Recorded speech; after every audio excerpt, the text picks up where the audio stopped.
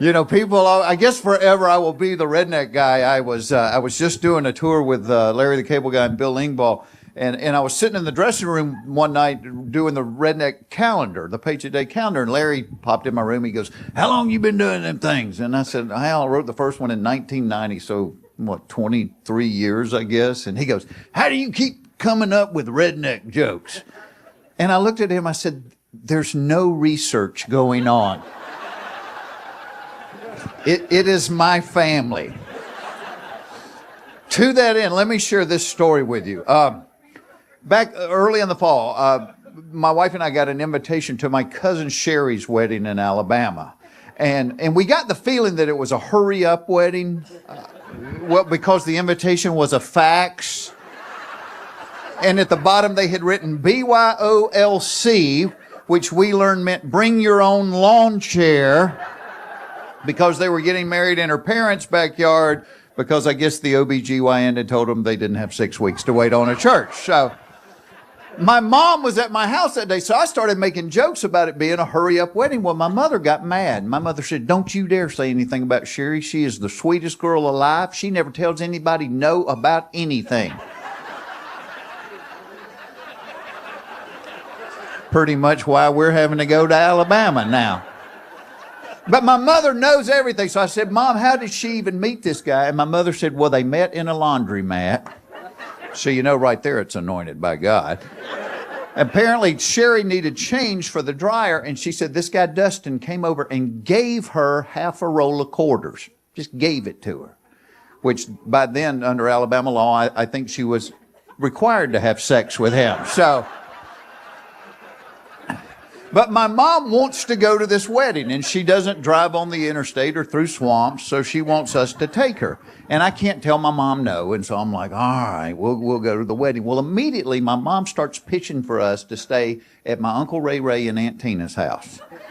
And I don't want to do that because I'm allergic to ferrets. And so I say to my mom, I said, "Mom, why don't we just stop at the Motel 6 in Dothan, Alabama?" And my mother said, and I quote, "Well, I don't want people thinking we're uppity." Which in my family is a possibility.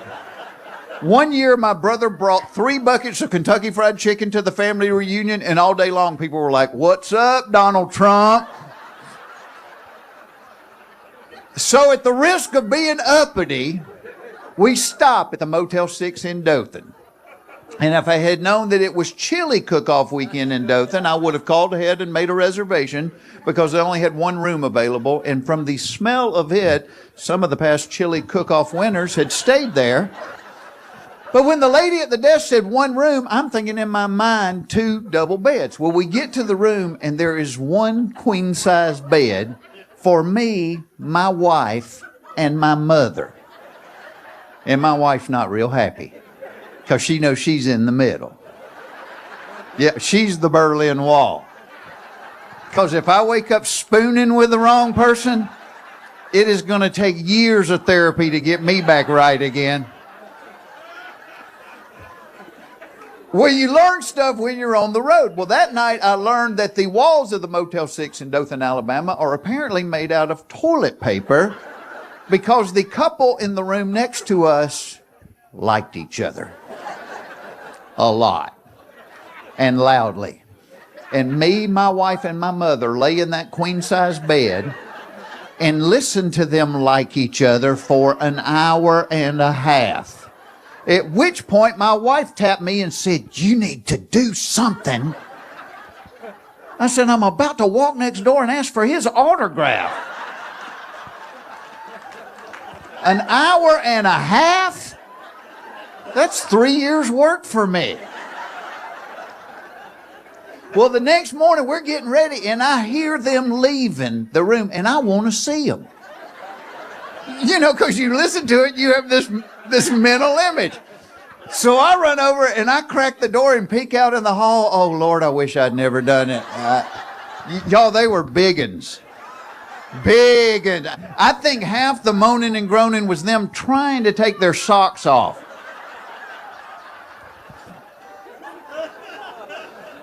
Well, we leave the Motel 6. We drive down to my Uncle Wayne's house. Cars are parked all down the street. So as we're walking up the driveway to the house, there's a pickup truck in the driveway. And I'm looking and it looks like somebody has passed out against a passenger window. And I'm like, what the heck? And I walk up. In the passenger seat of this truck with the seatbelt on is a dead deer. You can't make this up. And the doors are locked. I go in the house. I said, what's the story with the deer in the truck? My cousin Scott said, we hid it on the way over here, but I didn't want to leave it in the bed because I thought somebody might steal it. He thinks somebody's going to steal a dead deer at the family wedding. Well, we visit a little while, then they tell everybody to grab their lawn chairs. We go out in the backyard where they're going to have the ceremony. They have decided that the altar for the wedding is going to be the redwood deck of the above-ground pool. You might be a redneck.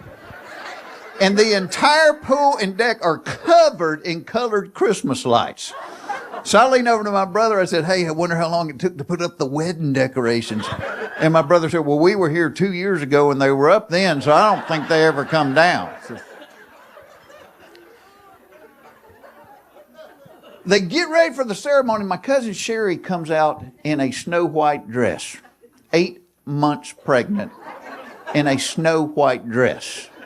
I'm looking for a big star or 3 wise men riding camels up the driveway or something.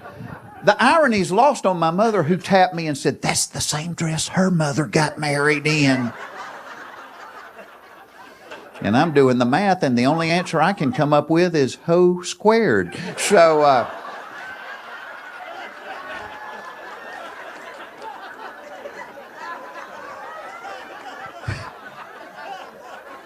well, we get through the ceremony. The guy that was the best man is now the DJ. He's wearing his tuxedo pants and no shirt. He is lighting firecrackers with his cigarette and throwing them at Sherry's grandmother's feet just to hear her cuss. And she's good.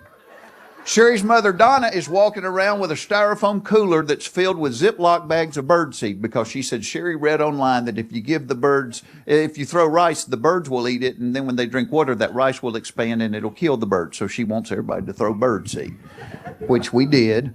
And to this day, I haven't had the heart to tell her 2 hours after they left, her little brothers were in the front yard with pellet guns shooting the birds while they ate the birdseed. But they get in the car. Now, most people just drive off, not my relatives. They get in Dustin's Camaro and proceed to do donuts in my Uncle Wayne's yard. Third time around, her door flies open. I'm standing next to her grandmother, who threw her beer on the ground and said, if this lasts 6 months, I'll kiss a good man's ass.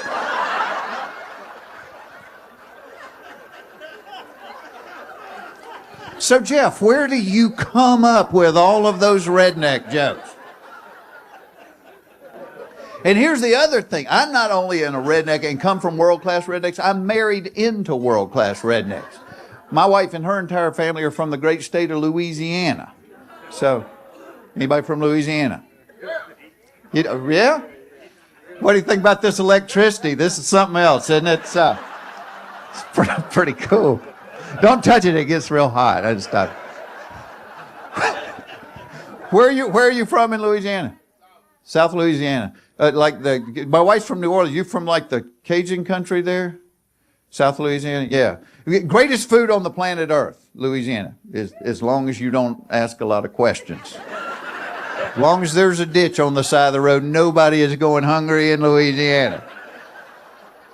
I've eaten with my wife's relatives. She's like, man, this is great. What is it? They're like, you don't want to know? Put your little more hot sauce on it. Keep chewing that city boy. Come on, give me a clue. Does it swim? Does it fly? Maybe it do and maybe it don't. You just keep eating. I've seen them hit boiling pots with a wooden spoon going, get back in there right now.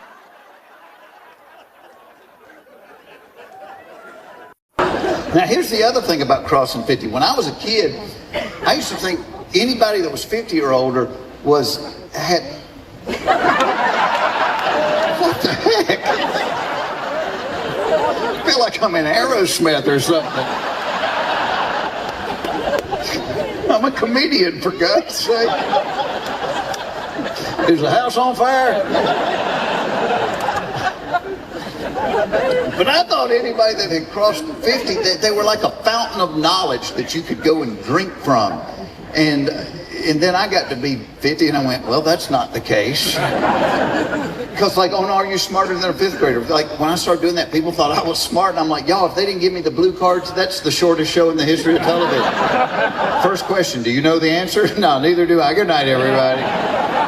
We had a lady on, it was like a third grade grammar question. It was something about an antonym. And she said, oh, I remember there were homonyms and synonyms and antonyms. She said, I can't remember the difference in them. Can you use it in a sentence?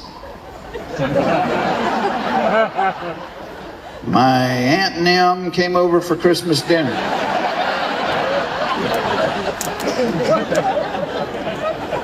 But I started thinking about all the stuff that I didn't know, and it's a lot longer list than the stuff I do know. But it's stuff I thought I would know by now. I mean, I don't know how they know how long to make the cord for the first bungee jump at a new place. All right, Ed, let him jump!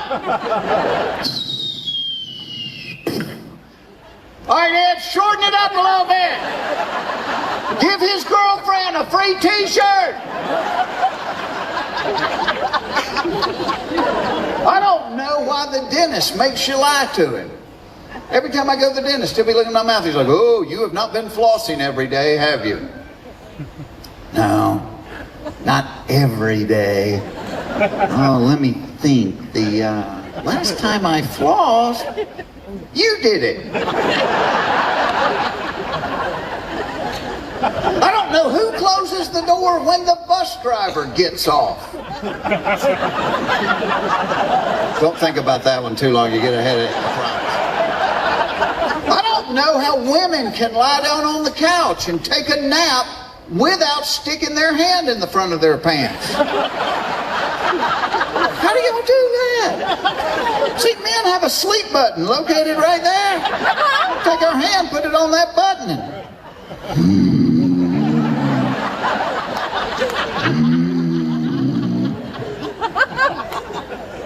I don't know why the people with the worst breath always stand the closest to you when they talk. They're like, guess what? Oh, I don't know, you got a dirty diaper in your mouth? Can I tell you something? All right, but do it quick. I can only hold my breath for 30 seconds. And you always try to offer them like a piece of gum or a mint. They never take it. They're like, oh, no thanks. I don't like the way those taste. Yeah, I can see where you wouldn't prefer peppermint to that cat turd you're chewing on right now. Wow. I don't know why the bank leaves the vault door wide open, but change the 25-cent ink pen to the counter. And why does the drive-up banking window have directions written in Braille? And they do. Check it out the next time you're there. I don't know why I can't call the computer helpline and talk to somebody on this side of the planet.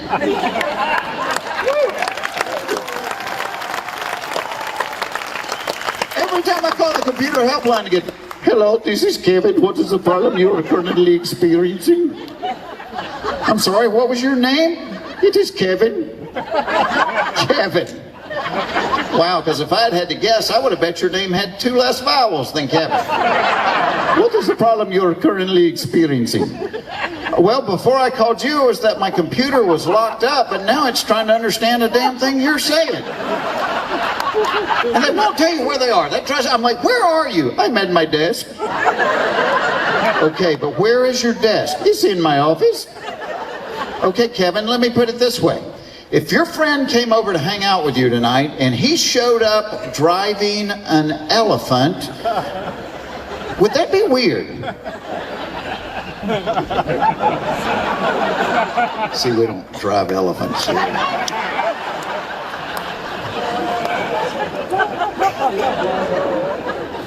I don't know why a new razor costs $6, but a pack of 8 replacement blades cost $2,000. Why are razor blades so expensive? You could put a kid through college by growing a beard. I think they're so expensive they've gotten complicated. You know, when I was a kid, it was one blade. You used it for a week, threw it away, got another. Now it's 5 blades. And the advertising agencies have convinced us every one of those blades has its own job. Blade number 1 walks up to the whisker and pretends to recognize it from high school. Blade number 2 runs behind it and thumps it over the head with a beer bottle. Blade number 3 ties its hands together with duct tape, while blade number 4 warns the other whiskers to stay out of it or they're next. You know what I think's going on? I think it's just like those road crews. I think there is one blade doing all the work and there's 4 just standing around watching.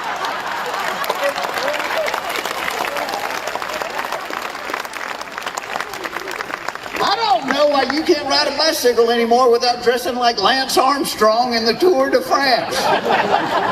Anybody remember when you could ride a bicycle wearing blue jeans and a t-shirt? You can't do it now. Gotta have the uni. And it's not just young athletic people, like fat and middle-aged guys look like the Michelin Man in a wetsuit. And he's got sponsor logos. Like, who's sponsoring you, Pop? Dunkin' Donuts, all right. Pedal on, doughboy, pedal on. I don't know why only rednecks are seeing UFOs. And here's the deal. You got to discount 90% of that stuff right off the top. Because my Uncle Jerry swore they had crop circles in their yard. Then we found out that his wife had called Goodwill and they had come and got the trampoline and the boat trailer. So, you know, mystery solved. But let's say there really were aliens and they really are coming to Earth and they didn't want people to know that they were coming to Earth. It makes sense they would only reveal themselves to rednecks. A, we usually live out in the country, so there's not going to be a lot of witnesses. B, we have no credibility with the media. See, people might believe a scientist from UCLA if he saw one and said, well, they appeared to be bipods from a hydrogen and nitrogen-based environment whose primary respiratory organ was located within their moist, translucent epidermis. As opposed to Cletus in his overalls going, it looked like a giant booger with real skinny legs.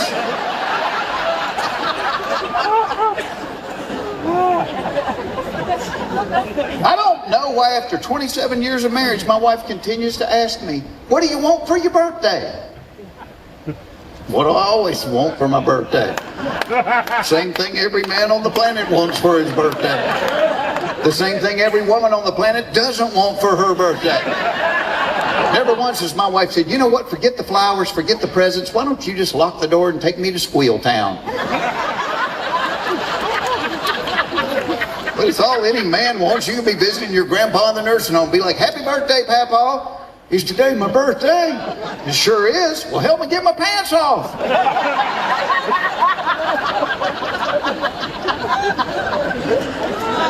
I don't know why a dog can eat its own vomit, gobble up cat poop, and lick its rear end for hours and be totally fine, but if he eats half a candy bar, he dies.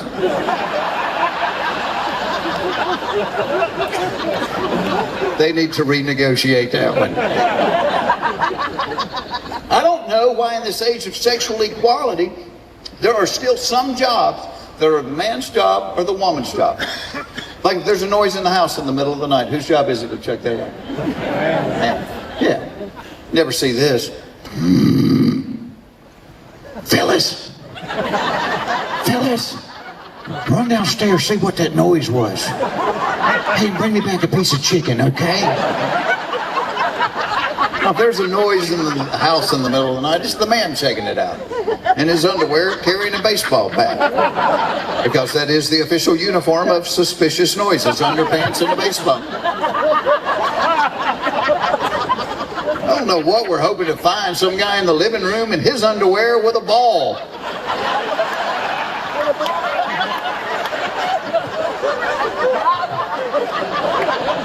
And my dad didn't even need the baseball bat because my dad wore those giant boxer shorts that were always gapped open in the front. Oh, that gap would be like a taser to a thief. Shut the gap! Shut the gap! Here, take my wallet. Just shut that gap! And not only am am I a redneck? I'm married into them, too. Married into a special breed of them. My wife and her entire family are from the great state of Louisiana. We were down there about 6 or 7 months ago. My wife's cousin got married down in Baton Rouge, so we went down for the wedding. And we had my wife's entire family together for the rehearsal dinner at Hooters. If I'm lying, I'm dying. And our waitress that night was qualified to work there. Matter of fact, I'm pretty sure she was on a scholarship. But the first time she walked up to the table, my wife's Uncle Bud looked at her and went, "Woo, woo, where'd you get them things, girl?"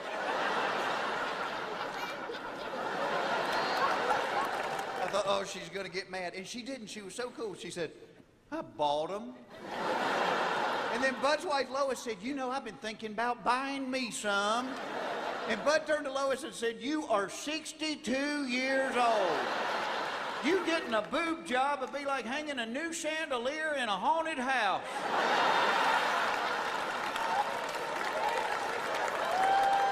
She said, "Well, I figured if I put some new lights in the house, you might stay in it longer than 2 minutes."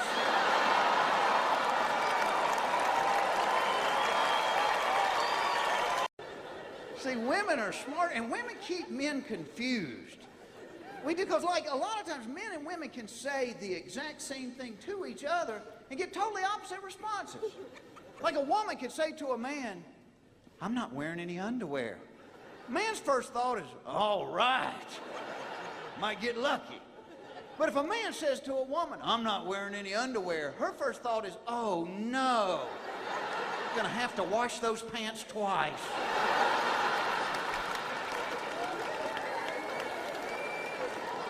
Speaking of blurry vision, I got to point this out. I saw a billboard here in Washington, D.C. advertising for the vision correction surgery. The billboard claimed that they have the cheapest LASIK in town. And I'm thinking, if you're going to be operating on my eyeballs with a laser beam, I don't want the cheapest in town. I want somebody that takes a little pride in their work. I don't want to be walking around hanging on to a German Shepherd by a harness bragging, "I just saved a bundle on my LASIK surgery."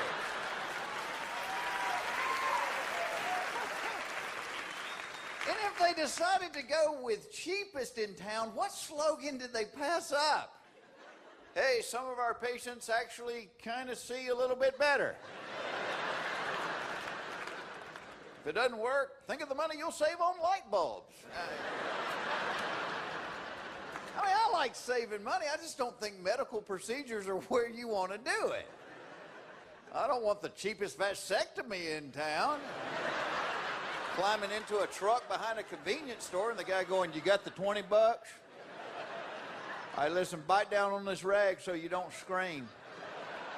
I can't have the neighbors calling the police again." And a couple of slogans with a vasectomy I wouldn't want to hear, like, "half off," "buy one, get one free." I don't even know how that would work. "Everything must go." No, most of it better be staying, Rufus. I am thrilled. I am thrilled to be here. I'm thrilled that y'all are here. Usually, when I'm up here, I'm going for laughs, but I look at you people eating and I'm thinking maybe I should try to get somebody to squirt mashed potatoes out their nose or something. But thank you for your time and your money. I think it's very cool that it's a date night. I love to take my girlfriend on date nights, and I've been married to her for 38 years. So, but I'm still dating her, trying to win her over. You know, when David was talking about some of the things the foundation benefits, you realize the power of prayer. And I know it firsthand in my life, because not long ago, my mother's flip phone finally broke. We've been praying for that 14 years, so don't give up. Things will happen on God's time. And so we ended up getting my 86-year-old mother her very first iPhone. And If you were to say to me tonight, hey Jeff, would you rather teach your mother how to text or teach your dog how to wipe his butt? I would say, hand me the toilet paper. Let's give that a shot. Teaching my 86-year-old mother to text has been a little bit of a challenge. And my daughters, bless their heart, they're texting her, trying to encourage her and everything. And she called me not long ago. She goes, I have a question. I said, what is it, Mom? She goes, what is low? I said, Mom, I have no idea what you're talking about. She said, Jewel sent me a text, and at the end of it, it said low. I said, how you spell it, Mom? She said, LOL. I said, that's not low. I said, that's laugh out loud. I said, what young people do, since they text so much, instead of typing everything out, they'll just use the initials. So IDK is I don't know, OTW is on the way. I said, that's how they do it. Oh. A few weeks ago, I get a text one night from my mother. IYGTTGSINSK. I'm like, oh God, Mom's had a stroke. I called her up. I said, Mom, what did you just text me? She said, I was doing like the girls do. I said, if you go to the grocery store, I need some ketchup. Well, of course you did. Why didn't I see that? But, you know, with my comedy, people always ask, where do you come up with stuff? And I don't look for stuff. I assume if I think something, or my wife says something, or my family does something, other people are thinking and saying and doing the whole thing. And then COVID hit, and I went 2.5 years without getting to do this at all. And I really missed it. I missed traveling. I grew up in Hapeville, Georgia. I'd never been anywhere through comedy. I've been to all 50 states. And my wife will cherry pick my gigs and decide where she wants to go. And then all of a sudden we didn't go anywhere for a couple of years, and she really missed the travel. So when it became evident we weren't going to go anywhere, my wife ordered like 4 or 5 travel magazines, and she was kind of living vicariously through them. So one night I'm sitting around the house and I'm flipping through one of those magazines, and I saw an article in there that was written by a woman trying to teach other women how to pack for a 10-day trip using only a carry-on suitcase. Let me repeat that. A woman packing for 10 days using only a carry-on suitcase. And I thought, what woman is she talking about? Barbie? My wife couldn't pack for a nudist colony in a carry-on suitcase. And now the airport only lets you take 1 carry-on. Well, if I'm with my wife, she has 2, and I have whatever I can fit in my pockets. But I thought it was interesting because we live in a world where people try to make everything you say sexist. I thought the article was interesting because it was only written to women. She didn't say men. Because I think men could you do 10 days in a carry-on? I could. You might be burning the socks and the underwear, but I could do it. Because I think most men pack like I do. This is the way I pack. I go in my closet and I think, okay, I'm going to be out 3 days. 3 days means 3 pairs of socks, 3 pairs of underwear, 3 shirts, another pair of blue jeans in case I spill something on these, toothbrush, razor blade, ready to go. 10 seconds of well thought out packing. That's how I pack. Now, when I go on vacation with my wife, and let me say this up front, I love being on vacation with my wife. Because my wife is a lot more friendly on vacation than she is at home. Something about having numbers on the door improves her attitude. Same woman that won't look at me twice at home, you get numbers on the door, she is hanging the trapeze before the bellhops to the ice machine. Love being on vacation with this girl. It's getting to vacation that is the problem, because it takes her longer than 10 seconds to pack. In fact, it takes her days to pack. And I finally figured out why. It's because she has outfits. Not a man in this room has an outfit. My wife's got an outfit for the airport. This is my airport outfit.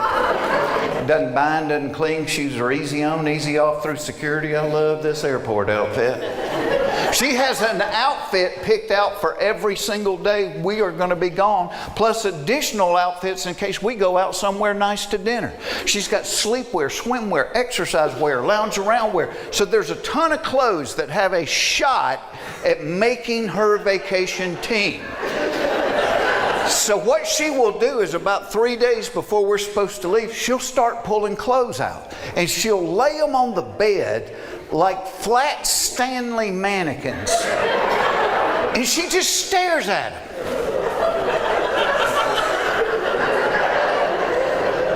Sometimes she'll call me and come here and need your help. Okay, I am down to these 2 outfits. Which one do you like the best? One on the left. Are you kidding me? What's wrong with the one on the right? There's nothing wrong with it. I like that one on the left. I knew I shouldn't have called you. I love the one on the right. You know what? Now that I really think about it, I love the one on the right. No, you don't. You're just saying that. Now I don't know what to do. I know what to do. I'm going to go jump in front of a bus. Why don't you stand here and stare at this for a while? See, because with me, once my clothes are packed, I'm packed. With my wife, the clothes, that's just the foundation. Her packet, it's like an archaeological dig. There's many, many layers to it. Because once she has the clothes picked out, now she has to go back and pick out the jewelry that goes with each particular outfit. These ladies are like, yes, she does. If you watch court TV, that's what they call the jewelry selection process. Next level is the shoes. He just got the jewelry selection process. I can take as much time as you need, honestly. The shoes take a long time. She spends longer picking shoes for vacation than we spent picking names for our children. I mean, my wife loves shoes. I hope to God she never has to choose between me and her shoes. Because I can see the surgeon going, well, Miss Foxworthy, we can save Jeff's life. But in order to do it, you would have to get rid of all of your shoes.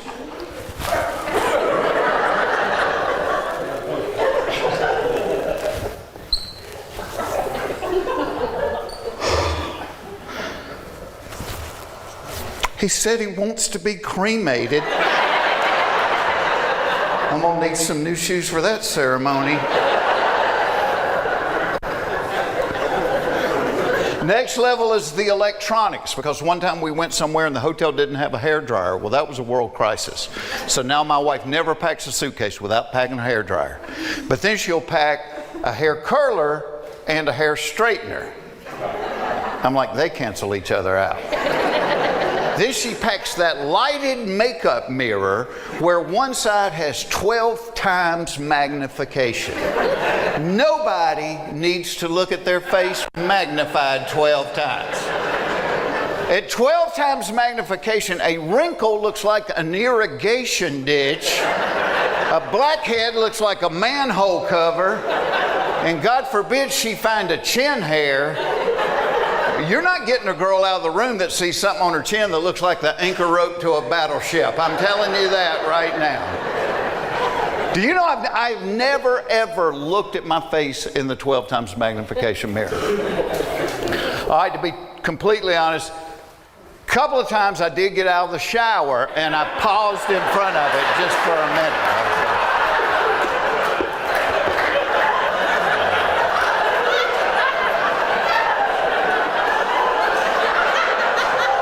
Buenos dias, señor enchilada grande.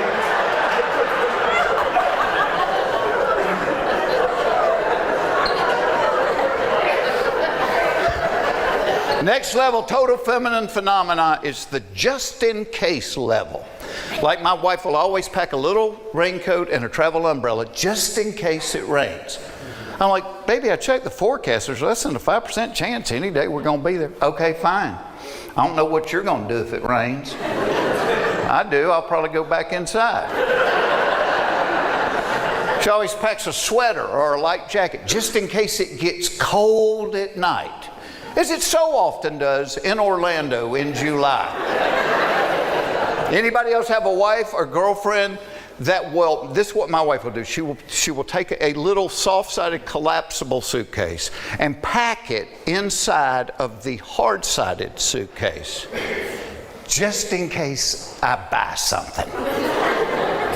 And I've never looked in that soft-sided suitcase. I'm willing to bet there's a smaller soft-sided suitcase inside of it. She'll always pack like a gallon Ziploc bag full of medicine, just in case somebody gets sick. One time I'm playing in Buffalo, it's like February. They had snow up to here. I have a little bit of a headache. I go and zip the medicine bag. We've got malaria pills. Thankfully missed the great malaria outbreak in Buffalo. And I said, baby, I love you to death. I said, this is where your packing just goes off the rails. So the next time we're getting ready to go on vacation, I walk in the bedroom and I caught her rooting through my suitcase. And she goes, She pulls out a 5-pound bag of oats, holds it up. She goes, what is this for? I said, oh, that. I said, that is just in case the 2 donkeys we're going to need to carry your luggage get hungry while we're gone.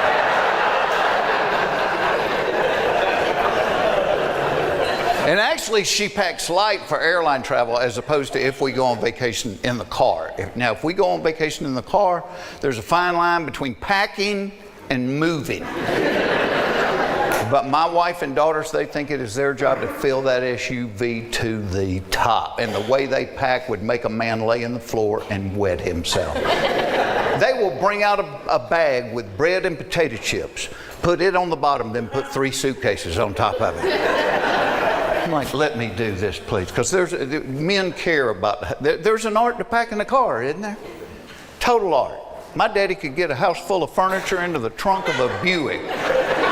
Hold the jack, hand me the piano. I got this son of a gun, you know. And I'm like my daddy too. Once I get that car packed the way I like it, I'm ready to go. Not my wife. I walk in the house like, all right, car's packed, let's do it. Oh, we can't go yet. What do you mean we can't go? Car's packed, let's go. No, I got to straighten up the house. Do what? Well, I'm not going to be able to have a good time if I know I'm going to be coming back to a messy house. Why didn't you straighten it up the last couple of days? Because I had to pack. Which in a nutshell is why men die before women. Because we want to.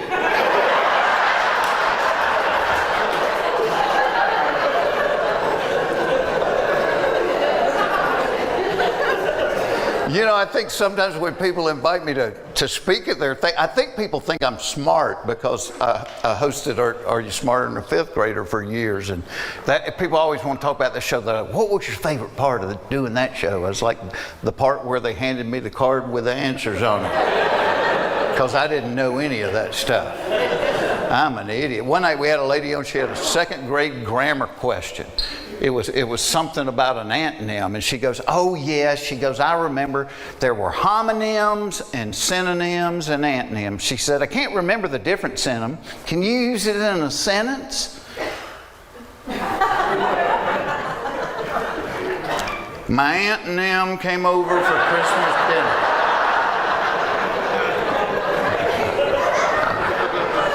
I'm an idiot. And when I started hosting that show, I realized just how many things I didn't know. So I literally got a notebook and I put it in my dressing room.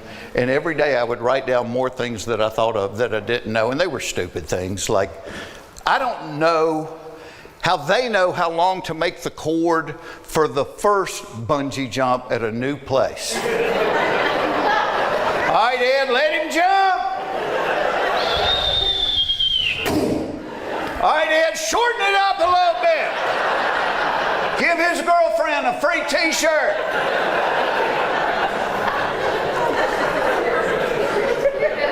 I don't know why the dentist makes you lie to him.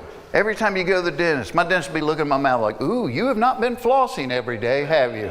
No, not every day. Let me think. The last time I flossed, you did it.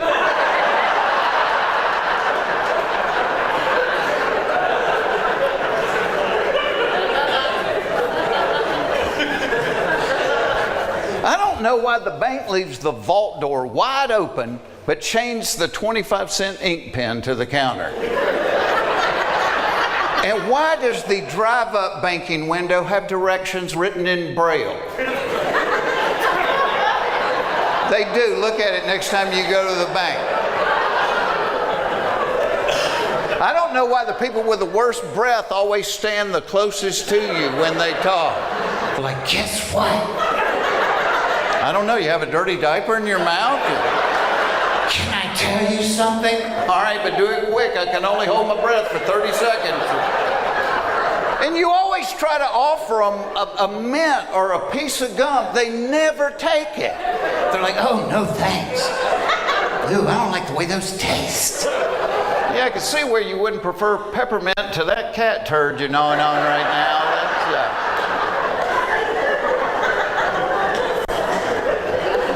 I don't know why you can't ride a bicycle anymore without dressing like Lance Armstrong in the Tour de France. Anybody remember when you could ride a bike wearing blue jeans and a t-shirt? Not anymore. Got to have the uni. And it's not just young athletic people. You got these fat middle-aged guys. They look like the Michelin Man in a wetsuit, and they've got sponsor logos. Who's sponsoring you, Pop? Dunkin' Donuts, all right. Pedal on, doughboy, pedal on. I don't know why my wife continues to ask every year, what do you want for your birthday? What do I always want for my birthday? What's every man in here want for his birthday? The same thing every woman in here doesn't want for her birthday. Never one time has my wife said, you know what, this year, forget the flowers, forget the presents. Why don't you just lock that door and take me to Squeal Town?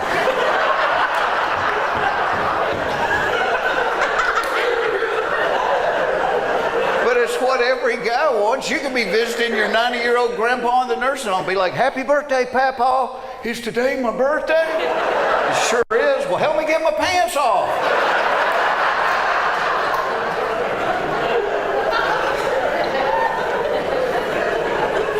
I don't know why a dog can eat his own vomit, gobble up cat poop, and lick his rear end for hours and be totally fine.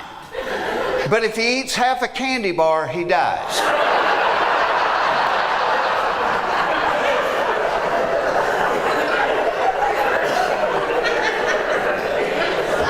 I don't know why in 2023 we still have jobs that we will call men's jobs or women's jobs. Like if there's a noise in the house in the middle of the night, whose job is it to go check out the noise? It's the man. Let's be honest. Yeah, you never see this. Phyllis. Phyllis. Run downstairs, see what that noise was. Hey, bring me back a piece of chicken, okay? Now, if there's a noise in the house in the middle of the night, it is the man checking it out. In his underwear, carrying a baseball bat. Because that is the official uniform of suspicious noises, underpants and a baseball bat. I don't know what we're hoping to find, some guy in the living room in his underwear with a ball.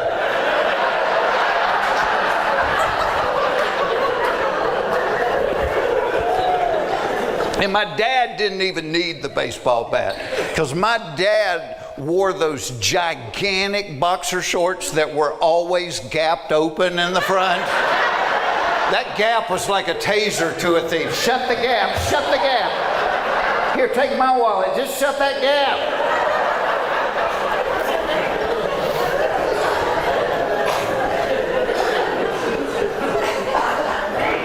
I don't know why every time I get great tickets to a concert, I always end up being seated next to somebody that has to sing every song at the top of their lungs.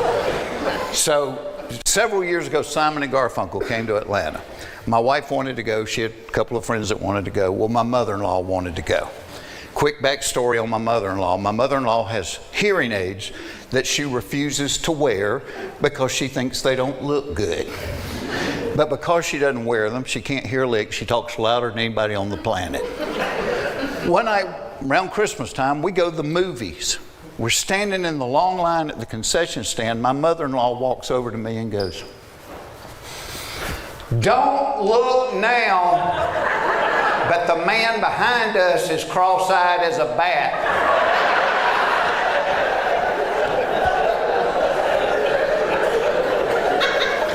Which is bad for two reasons. One, you're embarrassed to death.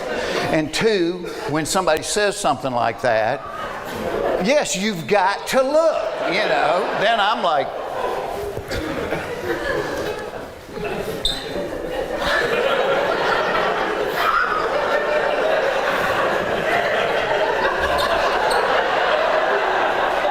turn around, the guy's glaring at me. Well, he may not have been glaring at me, but he was glaring at somebody.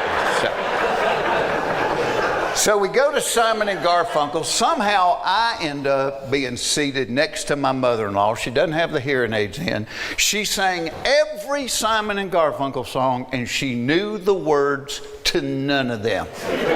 Like a witch over Bubbles' daughter.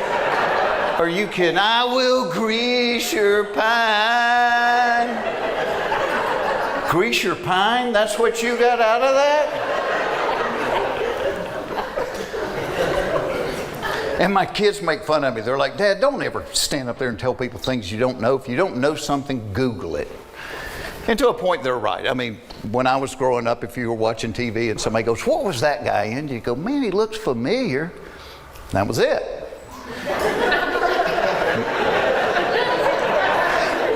Now you watch TV, somebody goes, "What was that guy in?" Somebody takes their phone and goes, "He was the janitor on Joey." And there are a ton of things you can Google. But I try to teach my daughters, I said, what you don't understand is there's a lot of things you can't Google. There's things you only learn through life experience. I call them the facts of life, things you can't Google. Like this, fact of life. If you are trying to get to the bathroom in an emergency situation, it is not a wise idea to unbutton your pants in transit in the effort to save a couple of seconds. Because the muscles that guard the floodgates will interpret the unbuttoning as the signal to abandon their post.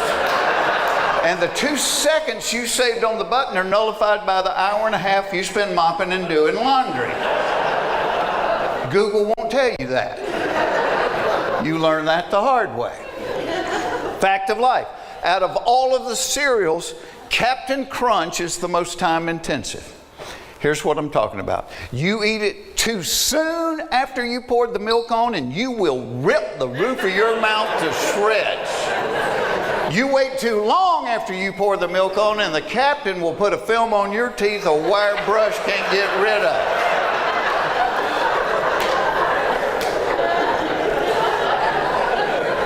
Fact of life. You can have a wife with long, beautiful hair, or you can be on time.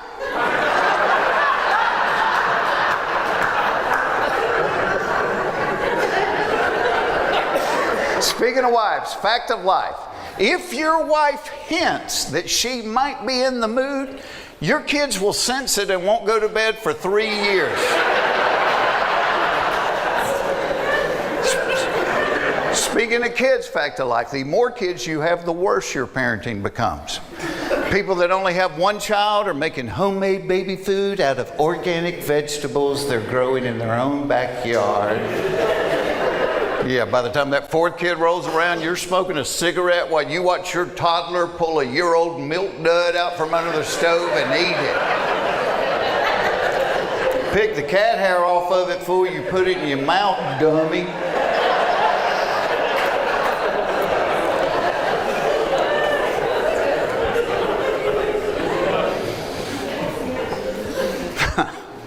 Fact of life, flying on an airplane makes you gassy. Nobody ever talks about this. Nobody acknowledges it. No, we just all take our roll-around suitcase and walk to baggage claim, popping them off like a trail horse.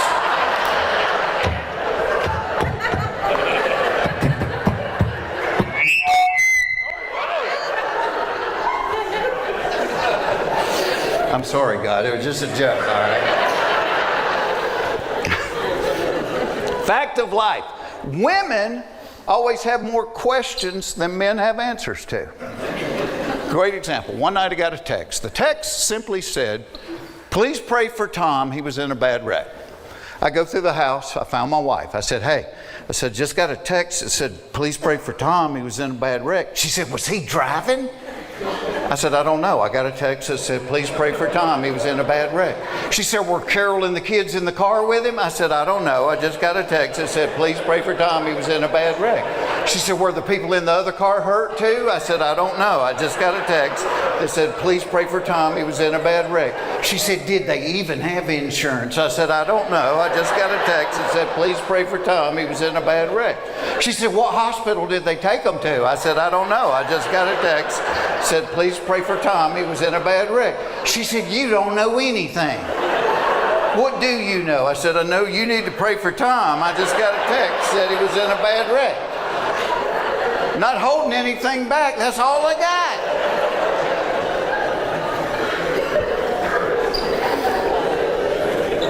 Well, I have to get out of here because they have other things to do. And I have another show in November I need to get ready for. Again, thank y'all for being here and donating your money to people that's going to change their life. And I mean, that's the face of Jesus. That's why we're here, is to make other people love God, love each other. So thank you for doing that. And I have such a blessed life. I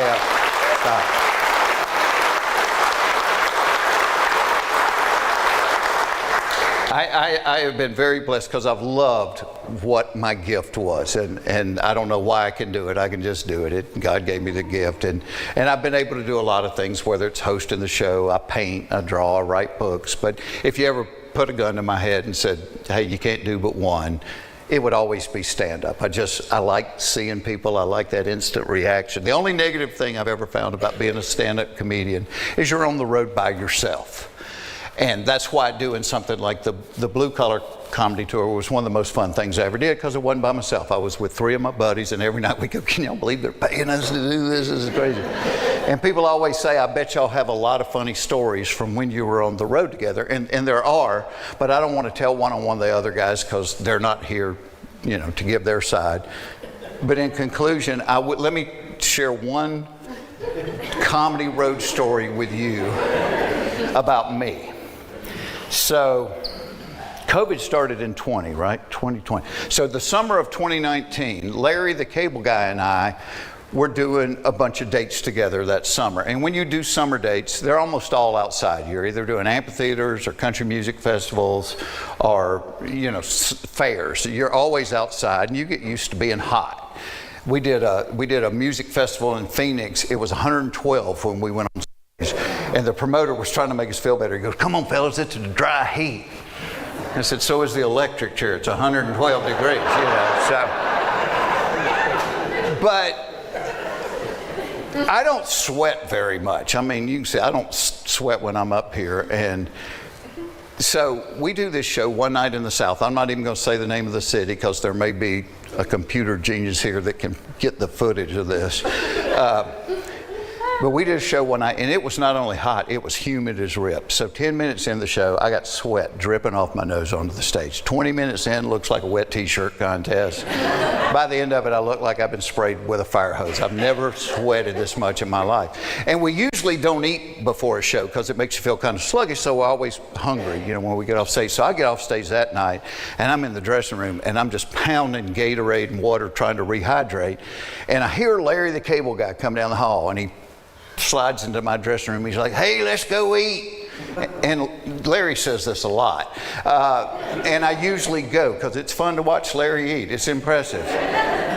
But I said, dude, not tonight. I said, I got too hot. I'm not hungry. I said, I'm just going back to the hotel and going to bed. He's like, yeah, right. Come on, let's go eat. I said, no, I'm not hungry. I got too hot. I'm not kidding with you. He goes, are you serious? He goes, I cannot wait till you ask me to do something for you. What are you, 9 years old? It's it's not personal. I got too hot. I'm not hungry. So I got in the van. I got them to take me back to the hotel and got in my room. And probably a lot of y'all make your living on the road. You have your little routine. When I'm on the road, I like it really dark when I sleep. I like it really cold, so I'll turn the thermostat down. But when you're doing stand-up, you're in a different city every night. Every hotel room is different than the day before. So one of my tricks is I always turn the light on in the bathroom, and I'll shut the door. But that way, if I wake up in the middle of the night and I have to go, I can see that light. I know that kind of orients me, and I know where I am. And I usually sleep in my underwear, but this night they're wet. My socks are wet. I've sweated that much, and I'm like, I'm not sleeping in wet underwear, and I told you I only packed 3 pairs, so I just peel them off, and I flop in the bed naked, and I'm out. Well, I wake up about 1:30 in the morning, and I really, really have to pee, probably from all the Gatorade and the water.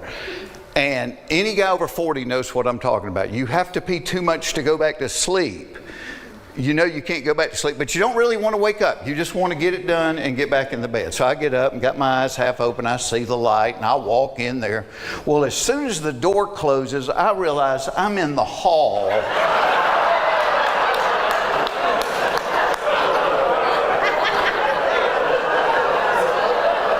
of a really nice hotel without a stitch of clothes on. And you want to wake up in a hurry, forget coffee. This is the way to do it right here. So I'm trying to think through it. Well, Larry's room was right across the hall from mine.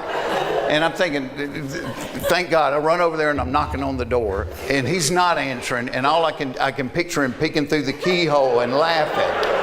But as I'm knocking on the door, I hear the elevator ding. And I'm like, okay, well, I got a 50-50 shot. They're either going to get off and go the other way, or they're going to get off and come towards me. And sure enough, these 2 Korean guys, they're talking with each other. They get off and they start walking right towards me. And I'm like, what do you do? What do you do? And I'm like, you act like nothing's up. That's what you do. So I start walking towards them. Literally past them in the hall. Hey, how you doing? And one of them said something, which I really hoped meant, wow, that was impressive. But when I looked it up on Translator, I found out it meant, did you see her mustache?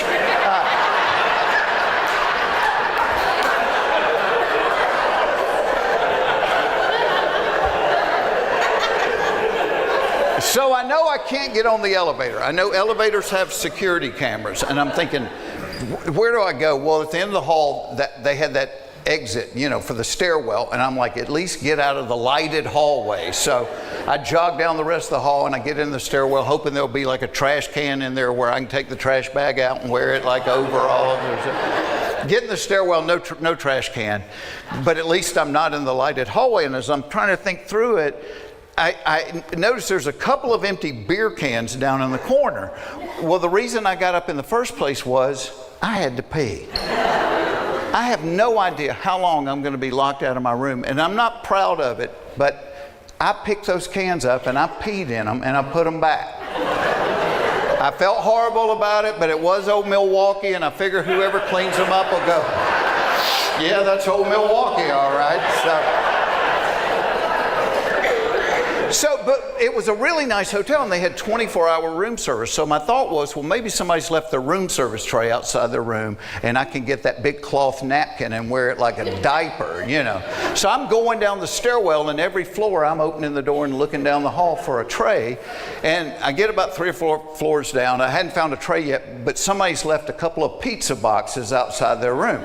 Well, to me, it looks like a folded tuxedo sitting there.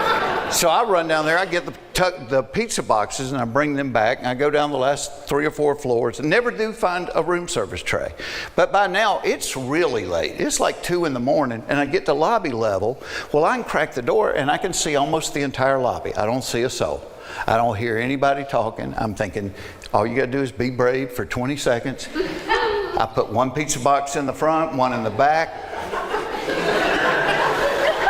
Walk up to the desk, the lady's working there. As I go up, she looks up and she goes, can I help you? Yes, you can. I said, I have accidentally locked myself out of my room. Can I just get another key so I can get back in? She goes, do you have any identification? I said, I do, but it's in my other pizza box. I'm like, no, I locked myself out of my room. I got nothing. And she says, I need to talk to a manager. And she goes behind the wall, and I'm thinking, she's not calling a manager, she's calling the cops. But it's 2 a.m, I'm naked with a pizza box in front of my junk, where am I gonna go? Yeah, so they had a bellhop stand, like a podium, and I got behind that, and I'm just waiting on her. Well, as I'm waiting, all of a sudden the front doors to the hotel open up, and in walks Larry the Cable Guy and our tour manager. And I'm like, thank you, God, here's answered prayer. So they walk across the lobby. Again, I'm naked holding a pizza box. Larry does not say, oh my gosh, buddy, what happened to you? He looked at me, he looked at the pizza box, he goes, I thought you said you wasn't hungry.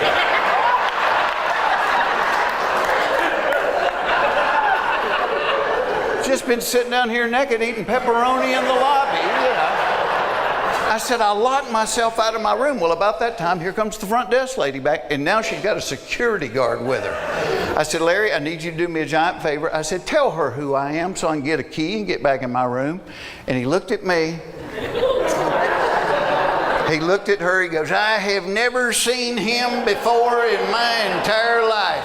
And he got on the elevator and rode up.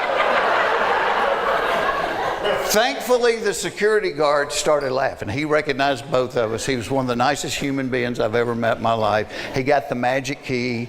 He rode up the elevator with me and the pizza boxes, and we went down the hall. He let me in my room. I said, wait here. I went in and got my wallet. I gave him a $100 bill.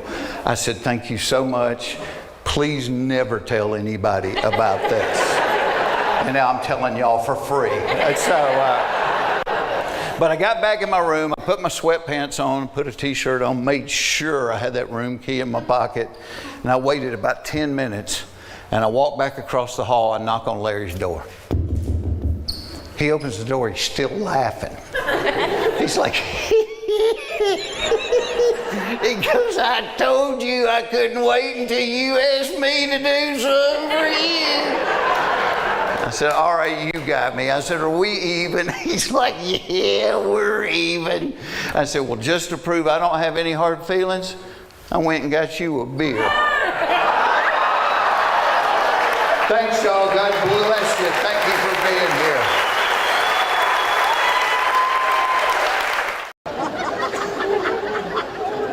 I don't know why every time I get great tickets to a concert, I end up seated next to somebody who has to sing every song at the top of their lungs. A couple years ago, Simon and Garfunkel come to Atlanta. My wife wants to go. She's got a couple of friends that want to go. Well, my mother-in-law wants to go. My mother-in-law ended up seated next to me without her hearing aid. She sung every song as loud as she could, and she knew the words to none of them. Like a witch over Bubbles' daughter. Are you kidding me? I will grease your pine. Grease your pine. That's what you got out of that.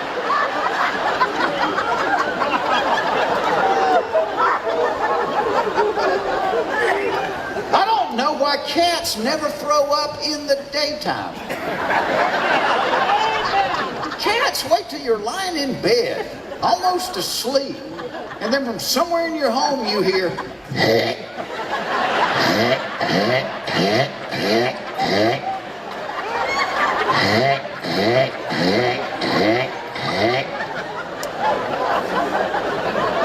remind me to put my slippers on in the morning. And you do want to put your slippers on, because you find that with your bare foot, you don't need coffee, because you are awake and looking for a cat. Oh, and my wife, bless her heart, she has to clean it up every time. And it's not that I haven't tried, I have. It's just every time I get near it, I make the same noise as the cat makes.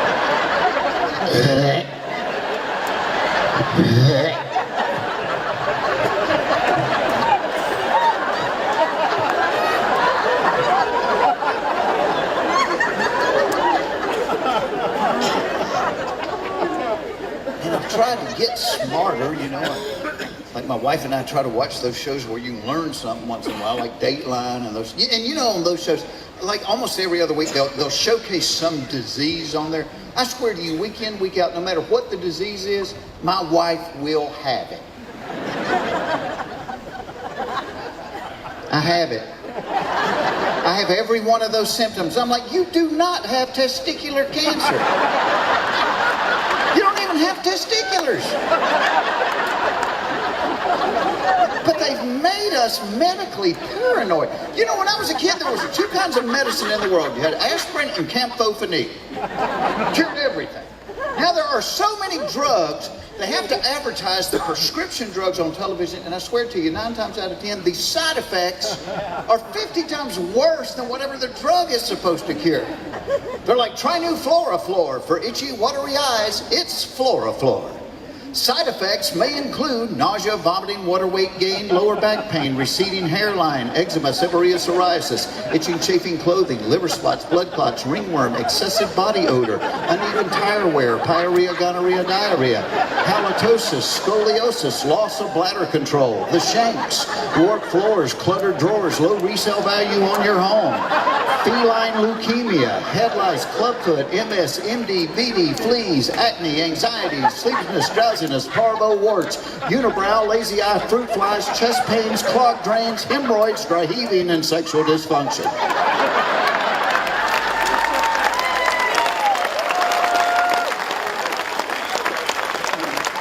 Hell, I'll just have itchy, watery eyes. And I love the Cialis commercial. They tell you on the Cialis commercial, if their product does what it is supposed to do for more than 4 continuous hours, you should go to the hospital. I might go to the hospital, but I'm going to be wearing that little gown they give you backwards and walk in the halls, baby. How you doing? Who's got a flag? You want to hang that coat up? Come on.